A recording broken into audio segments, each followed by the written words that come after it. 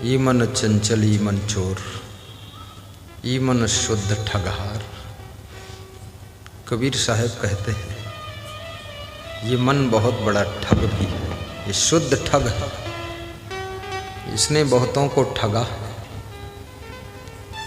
कितने लोगों को तो बचपन में ही ठग दिया है। बचपन जिस उद्देश्य के लिए होता है उस उद्देश्य को भूल गए, कुछ और करने लग गए। खेल कूद में बचपन गंवा दिया, दोस्ती में बचपन खो दिया, सखी सहेलियों में बचपन खो दिया। तो समझ लो बचपन में ही तुमको तुम्हारे मन ने ठग लिया है। इसलिए ये जीवन नहीं था। बचपन विद्या अध्ययन के लिए था, बचपन भक्ति शुरुआत करने के लिए था, बचपन सीखने समझने अनुभव को प्राप्त करने के लिए था, बचपन महान योग्यता को पाने के लिए था। उस बचपन में तुमने अपने मन को संभाल न सके, तुम्हारे मन ने तुमको ठग लिया। और जिसका बचपन बिगड़ गया तो 55 वर्ष तक वो बिगड़ता ही रहता है। बचपन से 55 फिर संभलना मुश्किल है। कितने लोगों को इस मन ने जवानी में ठगा है, रास्ता बदल गए।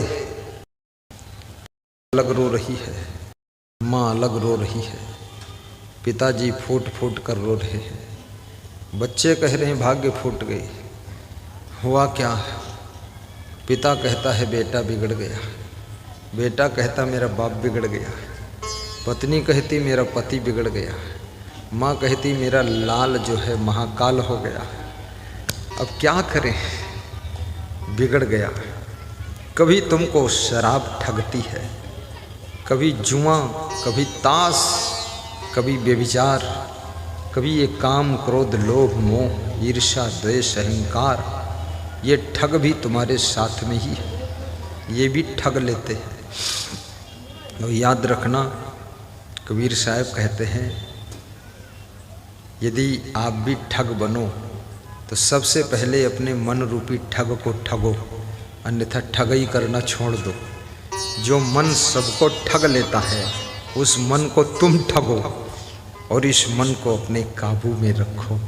फिर देखना जवानी जहर नहीं बनेगी, जवानी अमृत बनेगी, जवानी अमृत बनेगी। जवानी भगवान श्री राम को भी मिली थी, जवानी को पाकर भगवान बन गए। कृष्ण को जवानी मिली, बचपन से भगवान बन गए। मीरा को जवानी मिली, महान भक्त बन गई। सिबरी को जवानी बचपन बुढ़ापा सब मिला, श्रेष्ठ भक्त बनी। राम को उसकी कुटिया में आना पड़ा। और जवानी पृथ्वीराज चौहान को मिली थी। शब्द वेदी चौहान थे लेकिन उनके मन ने उनको ठग लिया। तो संयोगिता के मोह में आकर्षित होकर उनको आंखें भी फोड़वाना पड़ा। मोहम्मद गोरी ने उनकी आंखें फोड़ी और फिर उनकी हत्या भी हुई, मारे भी गए। याद रखना ये मन जिसको जिसको ठगता है उसकी बड़ी दुर्दशा कर देता है। विजय माल्या को मन ने ठगा तो विजय माल्या को देश छोड़कर भागना पड़ा और 50-60 हवाई जहाज सब बिक गए और विजय माल्या की मिट्टी पलीत हो गई और चैन की नींद उड़ गई। याद रखना मन जिसको ठग लिया वो न सही सो सकता है, न ढंग से खा सकता है, न हंस करके जिंदगी जी सकता है। उसकी जिंदगी टेंशन चिंता दुख और कलह कलेश में बीतेगी। इसलिए विवेक करिए और इस मन रूपी ठग को तुम स्वयं ठगो और इसको अपने बस में करो, तब देखिए जिंदगी में 4 चांद लग जाएंगे। मन मारो बांध रो रे घड़ी छलांगा मारे, मन मारो बांध रो रे घड़ी छलांगा मारे। कितने प्रवचनकार लोगों को भी मन ने ठगा, बहुत ठगा गए। लखीमपुर में कोई प्रवचनकार आए थे तो उनके साथ में एक साध्वी भी आई थी, प्रवचन वो भी सुनाती थी। दूसरे दिन वो प्रवचनकार साध्वी को ढूंढ रहा था, कहाँ है। तो बहुत मुश्किल से 5-6 घंटे बाद पता चला वो साध्वी जो आई थी वो किसी श्रोता के साथ भाग गई। हो गया पूरा कथा। ईद श्री हो गई। वो 7 दिन में होना था, उसने दूसरे दिन फाइनल कर दिया। तो मेरे को लोगों ने बताया ऐसा ऐसा हुआ है। तो हमने कहा बहुत बढ़िया है, तुम भी जाओ, कुछ नहीं सीख पाओगे तो भागना तो सीख ही जाओगे। जाओ सुनो कथा मेहर कुल्लों की। आओ ऐसा प्रवचन सुनते। बहुत से साधुओं को भी मन ने ठगा है। इसलिए जो साधु इस मन को संभाल लेता है ना, साधु का पद भगवान राम ने कहा है कि मेरे से भी बड़ा स्थान यदि किसी का है तो वो संत का है, भगवान ने कहा। और भगवान से पूछा शिवरी ने, मैं आपसे बड़ा किसी को मानती नहीं हूँ, मेरे लिए तुम ही हो भगवान सब कुछ। तो भगवान ने कहा नहीं शिवरी, अगर कोई महान संत मिल जाए तो मुझसे भी बड़ा है, उसको मुझसे बड़ा मानना। देखिए संत का दर्जा। अभी ऐसे वैसे संत थोड़े ऐरे गहरे नत्थु खैरे वगैरह वगैरह लगैरे भगैरे, ये संत नहीं। संत लिख देने से कोई संत नहीं होता। संत जैसी पोशाक पहन ले, भेष पहन ले और खूब गले में माला लटकाए और बवाल बनाए, संत का मतलब क्या होता है? देखिए संत के लक्षण।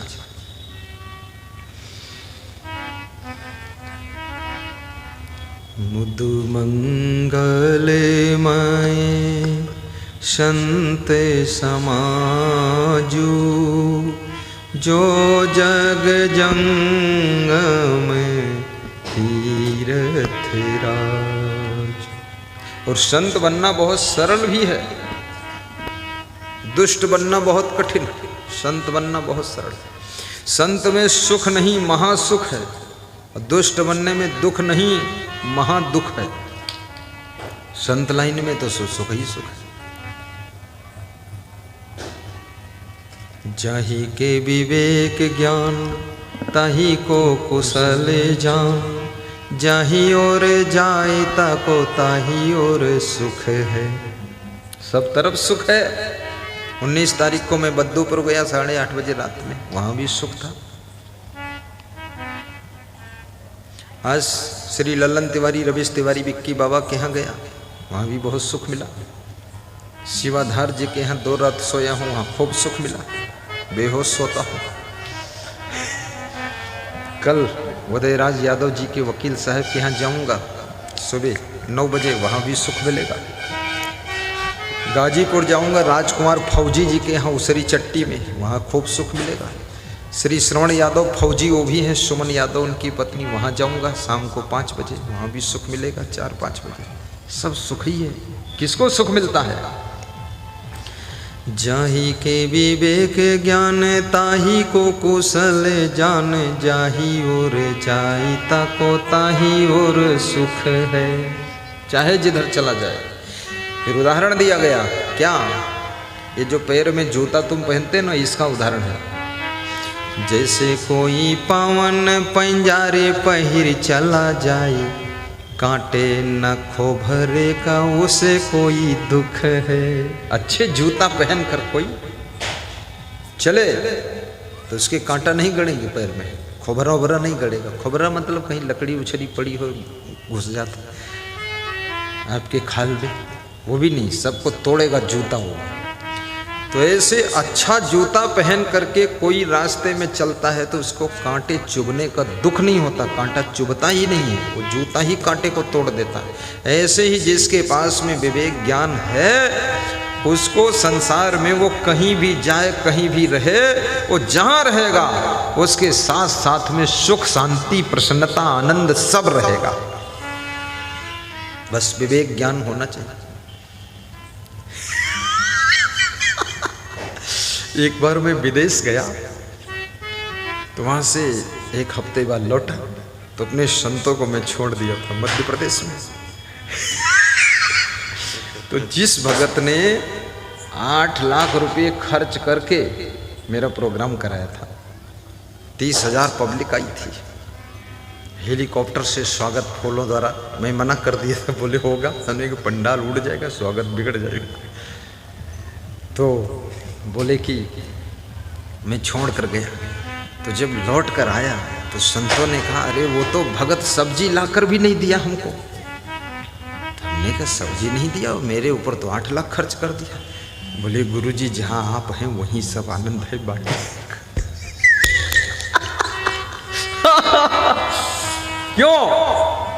क्यों हुआ? गुरुजी नहीं, गुरुजी कोई नहीं, विवेक और ज्ञान अपना बढ़ाइए। आप विवेक ज्ञान नहीं बढ़ा रहे हो, 8 बजे तक सो रहे हो, सोकर उठते हो झाड़ू नहीं लगा रहे हो, बिस्तर ठीक नहीं कर रहे हो, कोई उधर स्नान कर रहा 11 बजे तक, कोई लेटरिन जा रहा 12 बजे ले, कुछ नहीं पैसे बाल्टी ले टट्टी जाती। तो ये सब भगत जब देखत है ना, उस समझ गवा कि भैंस के पानी पिया हुआ जाते बाल्टी ले कहाँ जाते, वही नालम हो लेटरिन करते। तो ये सब विवेक ज्ञान की बात नहीं है। आपकी एक एक करनी कथनी रहनी गहनी विवेक पूर्वक होगी तो याद रखना, पत्थर भी तुम्हारे सामने पिघल जाएगा और पत्थर की चट्टान से फूल खिल जाएगा, कहीं भी रहो। जय।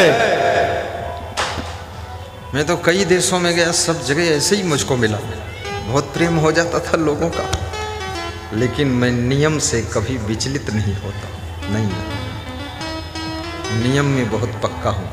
मतलब ये पृथ्वी डिग जाए लेकिन हमको डिगना नहीं, इतना दृढ़ रहना चाहिए। जाही के विवेक ज्ञान ताही को कौशल जान, जाही और जाही ताको ताही और सुख है। चाहे जहाँ चले जाओ, जैसे कोई पवन पंजारी पहिर चला जाए, कांटे नाखों भरे का उसे कोई दुख हो, उसे कोई दुख हो, कोई दुख नहीं मिलेगा। मैंने बहुत बार आजमाया इस बात को, मध्य प्रदेश में, गुजरात में आजमाया, लेकिन कहीं दुख नहीं। कोई दुख देना चाहे तो थोड़ा सहनशीलता बढ़ा लो।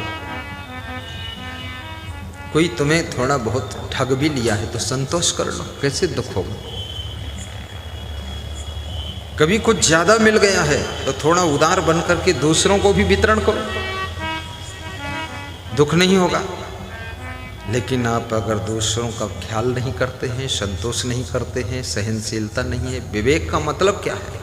विवेक का मतलब है सर्वगुण संपन्न, इसका नाम विवेक है। विवेक ऐसा कोई चिड़िया नहीं, विवेक है सर्वगुण संपन्न। जहां जरूरत पड़े वहां गम भी खा लो, जहां साहस की जरूरत वहां साहस भी दिखाइए, जहां पराक्रम की जरूरत पराक्रमी बन जाइए, जहां परिश्रम की जरूरत परिश्रम करिए, जहां जागने की जरूरत वहां जागिए, और जहां चुपचाप रहने की जरूरत थोड़ा मौन भी साधिए और फालतू बातें मत बोलिए। कितने लोग राजनीति में जाते वहां भी बहुत दुखी, क्योंकि उल्टा पल्टा बोलते रहते, कुछ न कुछ ऐसी बयानबाजी करते। एक सांसद से मेरी बात हुई, मिलन तो कभी हुआ नहीं, तो वो बहुत बात करना चाहते थे और हम करना नहीं चाहते। तो 24 मिनट बात किया। अब मैं सोचता था अब धर दे तो अच्छा है, पर वो बहुत लंबा कुछ खोद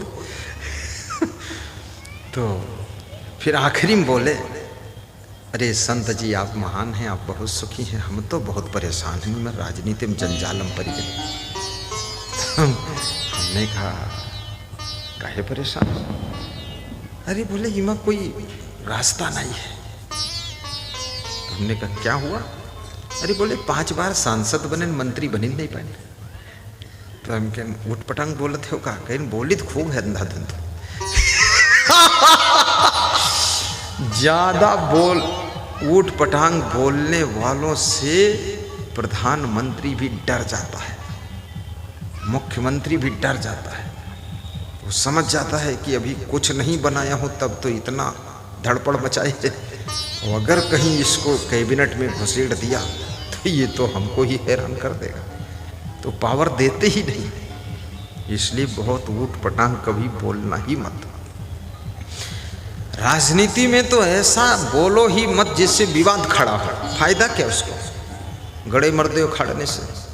वर्तमान में आपको क्या करना है, आप क्या करना चाहते हैं, आप क्या कर चुके हैं, ये बात बताइए। फालतू वहाँ वो हुआ ये हुआ उसकी बात छोड़ो।